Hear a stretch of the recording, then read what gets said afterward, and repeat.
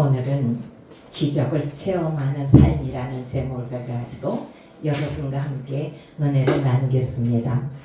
2000년 겨울 경북 영동군 남정면 구계리에서 한국판 베드로의 기적이 역사가 일어났는데 구계교회 김상태 집사님은 업으로 자신이 쳐놓은 정치망 안에 무려 5kg에서 10kg짜리 되는 방어가 5,000마리나 들어 있었는데 이날 다른 사람들이 정치망 안에는 하나도 들어있지 않았다는 것입니다. 그리고 그 고기는 가을에 잡히는 고기이고 겨울엔 잘 잡히지 않는다고 합니다. 그동안 물고기가 잡히지 않아 힘들 때 주위의 사람들이 돼지머리 넣고 한번 제사 지내보지 그래요? 하였지만 끝까지 신앙을 지켰답니다. 구계교회는 20년 동안 한 번도 성전 수리를 제대로 못했는데 어느 날 김 집사님이 목사님께 이번에 고기가 좀 많이 잡혀야 성전 수리를 할 텐데요 하며 걱정을 하였고 그 소리를 들은 목사님은 얼마나 많은 기도를 하였겠습니까? 김 집사님은 방어를 잡은 수익금으로 교회를 아름답게 지을 계획을 세운 뒤 한 달 후에 또 놀라운 일이 일어났는데 5천만 원이나 하는 길이 5m나 되는 밍크 고래를 잡았고 이렇게 그에게 이런 기적들이 체험도 정말 놀라운데 그 후로 신문에 난 기사를 보고 전국 교회로부터 간증 요청을 받고 사람을 낚는 복음의 전도자가 된 것이며 그의 선한 실천은 마치 오병이어의 기적처럼 많은 사람에게 생명의 복음을 나눠주는 삶이 된 것입니다. 여러분, 구계교회만 그런 성도님이 계신 것이 아니라 우리 교회도 그런 놀라운 체험을 하실 분은 있습니다. 오늘 말씀은 오병이어 즉 보리떡 5개와 물고기 2마리로 예수님께서 기적을 베푸신 사건이 전개되는데 이 말씀을 기독교인이라면 너무 다 잘 알고 좋아하지만 이 말씀을 재미있는 동화처럼 생각하고 내 삶에 적용하지 않으면 기적은 영원히 일어나지 않습니다. 그러나 말씀을 순수하게 100% 믿고 실천하면 기적을 체험하는데 그 체험은 교회에 오래 다닌다고 체험하는 것이 아니고 또 어렵고 힘들다고 체험하는 것이 아니고 또한 많이 배우고 많이 가진 사람들이 체험하는 것이 아니라 주님의 약속을 믿고 신뢰하는 그 사람이 체험하는 것으로 요한복음에 내가 진실로 너희에게 이르노니 나를 믿는 자는 내가 하는 일을 그도 할 것이요 또한 그보다 큰 일도 하리니 하시고 예수님께서 직접 말씀하셨기 때문입니다.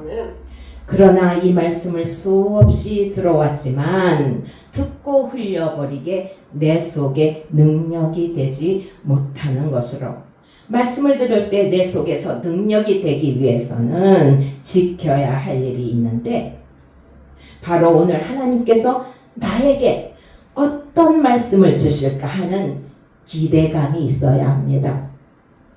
우리가 매주 말씀을 듣지만 설교 본문이나 또 제목을 보고 오늘 말씀 뻔하네 하신다면 그 순간부터 말씀이 귀에 들어오지 않고 하품이 나고 졸지만 오늘 성령께서 나에게 무엇을 깨닫게 하실까 기대하며 말씀에 집중하면 성령께서 인도하심으로 눈이 초롱초롱 빛나고 귀가 열려 예전에 들리지 않았던 말씀이 들리기 시작합니다.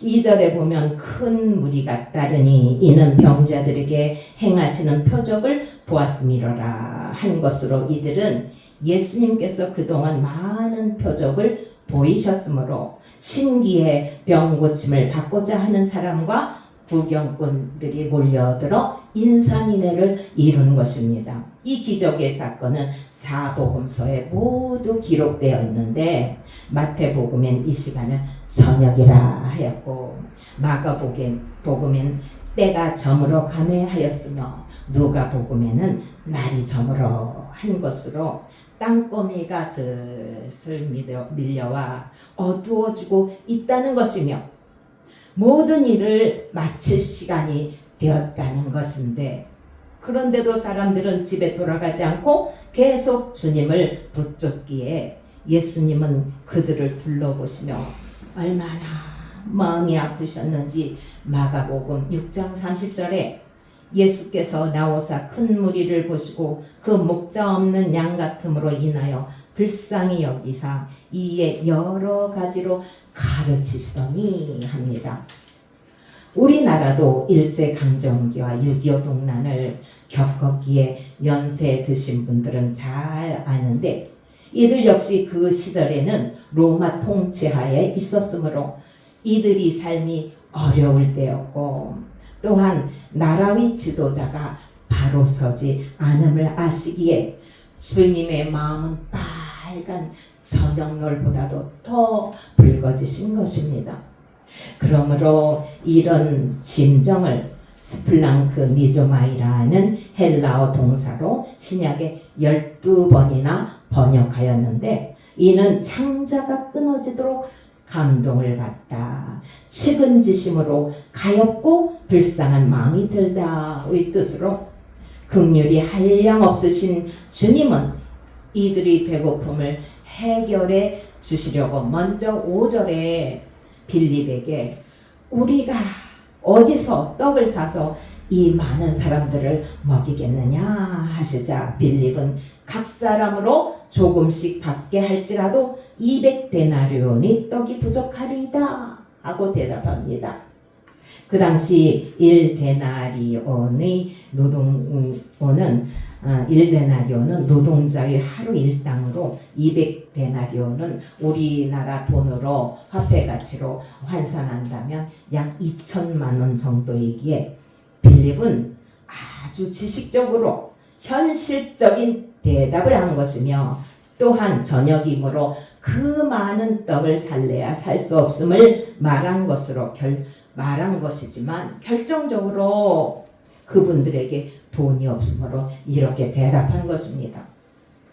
그 예로 예수님과 제자들은 재정이 풍족한 삶을 살지 않았으므로 배고프면 미리삭을 잘라 비벼서 잡수셨고 또 병을 고치다 늦으면 그냥 사 먹지 못하고 굶으셨으므로 주님이 이 질문에 빌립이 황당하여 우물쭈물할 때 이 대화를 옆에서 듣고 있던 안드레는 재빨리 먹을 것을 가진 사람을 찾았는데 그 많은 사람 중에 하나이가 보리떡 5개와 물고기 2마리를 가지고 있는 것을 발견하고는 예수님께 그러나 그것이 이 많은 사람에게 얼마나 되겠사옵나이까 합니다.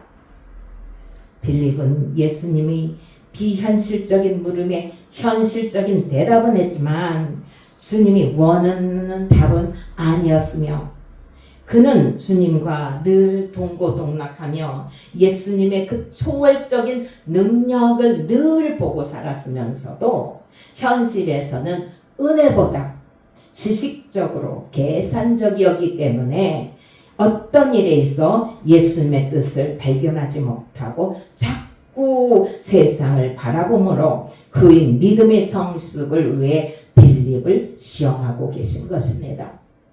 그럼 여러분은 어떨까요? 이런 상황에서 어떤 답을 하실 것 같습니까?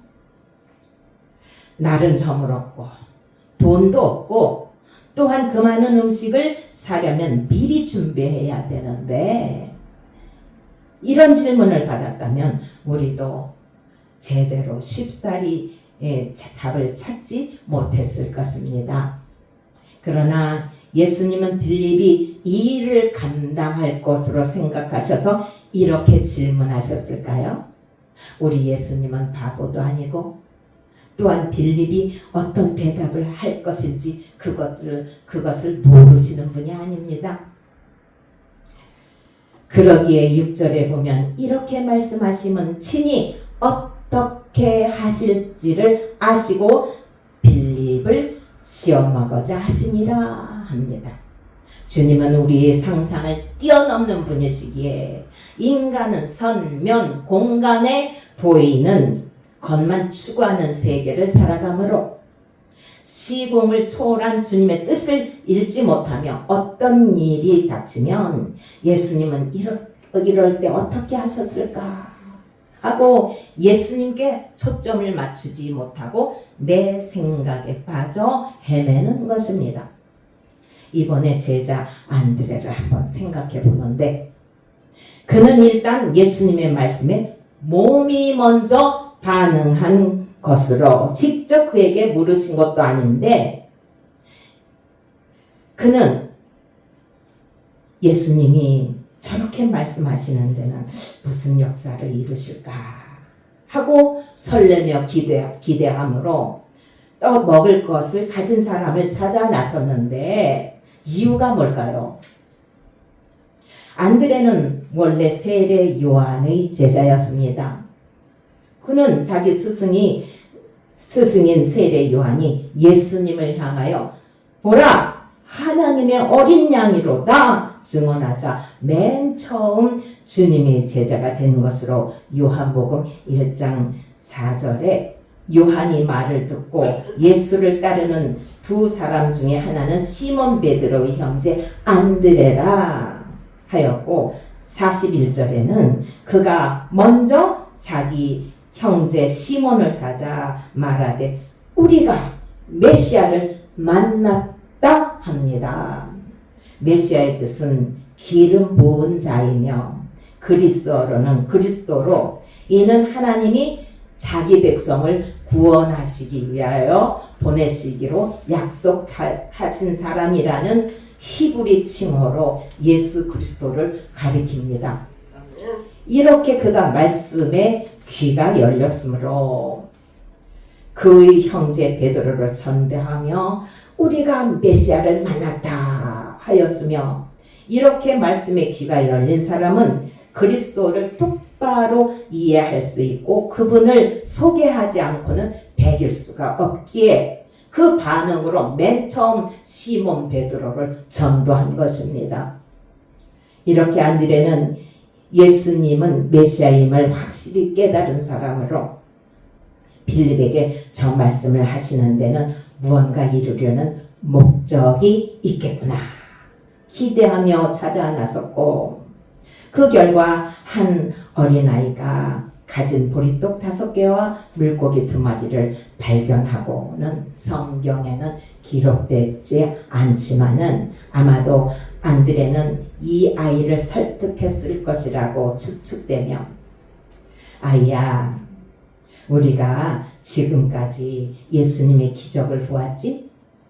그런 예수님이 먹을 것을 찾으시는데 내가 이 음식을 예수님께 드리고 예수님이 어떤 기적을 일으키실지 기대해 보는 것이 어떨까 하며 정중하게 양해를 구하는 것으로 생각되며 또한 안드레가 예수님이 메시아시라고 믿지 못했다면 그 적은 음식을 가지고 갔겠습니까?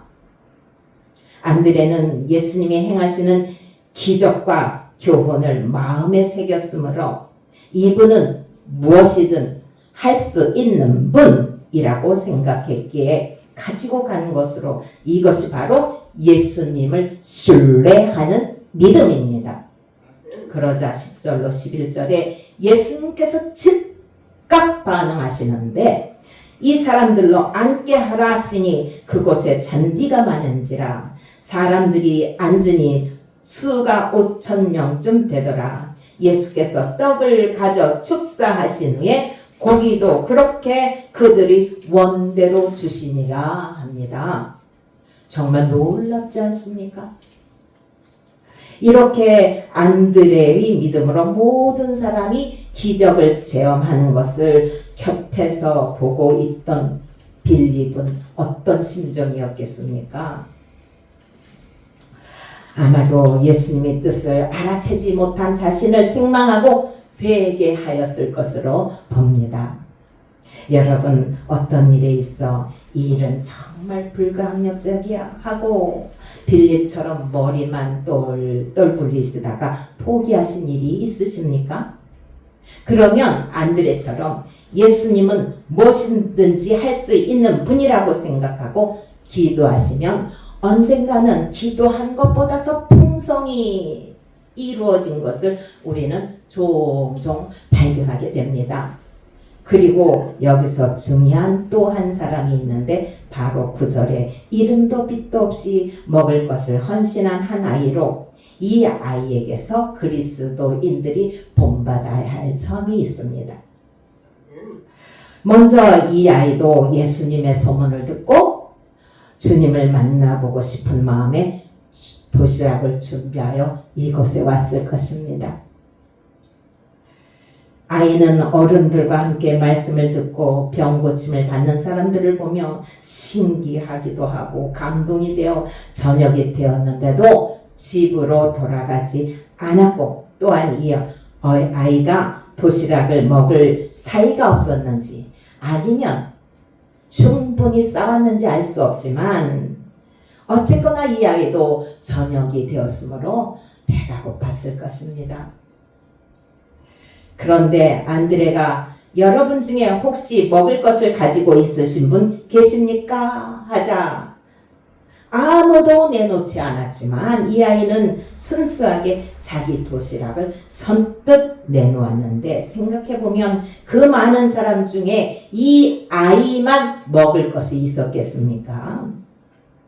마태, 마가, 누가복음에는 남자만 5,000명이라고 하였으므로 여자, 아이 다 합하면 정말 그 수는 엄청난 것입니다. 그러나 그들도 빌립처럼 현실만을 생각하여 움켜쥐고 내놓지 못한 것으로 그들은 예수님이 행하시는 기적을 보며 신기해서 따라는 다녔지만 이기적인 생각이 마음에 가득하여 주님께서 베푸신 기적들을 자꾸 잊어버리는 것이며 많은 기독교인들이 이렇게 신앙생활을 하고 있는 것입니다. 기적은 이 아이와 같이 순수하게 자기를 희생하는 마음으로부터 비롯됩니다. 구약 열왕기상 17장에 보면 가뭄이 심하여 먹을 것이 말라가는 시대에 엘리야 선지자가 사르밧 마을에 사는 과부에게 청하여 내 손에 떡 한 조각을 내게로 가져오라 합니다. 그 부인이 당신이 하나님 여호와께서 살아계심을 두고 맹세하노니 나는 떡이 없고 다만 통에 가루 한 움큼과 병에 기름 조금뿐이라 내가 나뭇가지 둘을 주워다가 나와 내 아들을 위하여 음식을 만들어 먹고 그 후에는 죽으리라 합니다. 그러자 엘리야가 두려워하지 말고 가서 네 말대로 하려니와 먼저 그것을 나를 위하여 작은 떡 한 개를 만들어 내게로 가져오고 그 후에 너와 네 아들을 위하여 만들라. 이스라엘의 하나님 여호와의 말씀이 나 여호와가 비를 지면에 내리는 날까지 그 통에 가루가 떨어지지 아니하고 그 병의 기름이 없어지지 아니하리라 하였습니다. 그 말씀에 순종한 여인이 통에 가루가 떨어지지 않고 기름이 마르지 않는 기적을 보았으며 그의 아들이 죽었을 때 아들까지 살리는 놀라운 기적을 체험한 것입니다. 여러분, 이 아이가 아까워하며 그 음식을 내놓지 않았거나 사르밧 과부 역시 마지막 남은 목숨 같은 음식이므로 순종하지 않았다면 어떻게 되었을까요? 각자 믿음대로 상상해 보시기 바랍니다. 성도 여러분, 기적을 체험하는 삶은 안드레처럼 예수님을 믿고 기대함으로 귀가 열리고 몸이 먼저 반응하며, 또한 하나이가 자기 것을 예수님께 드린 헌신입니다. 헌신은 헌금만 이야기하는 것이 아니라 전도와 기도, 찬양과 봉사 등 교회를 살피는 모든 것이 귀한 헌신입니다. 오늘 말씀을 내리에 새기고 가슴에 품으셔서 한 주간도 이 말씀을 실천하심으로 날마다 하나님이 예비하신 놀라운 기적의 삶을 체험하는 귀한 삶이 되시기를 예수님의 이름으로 축원합니다.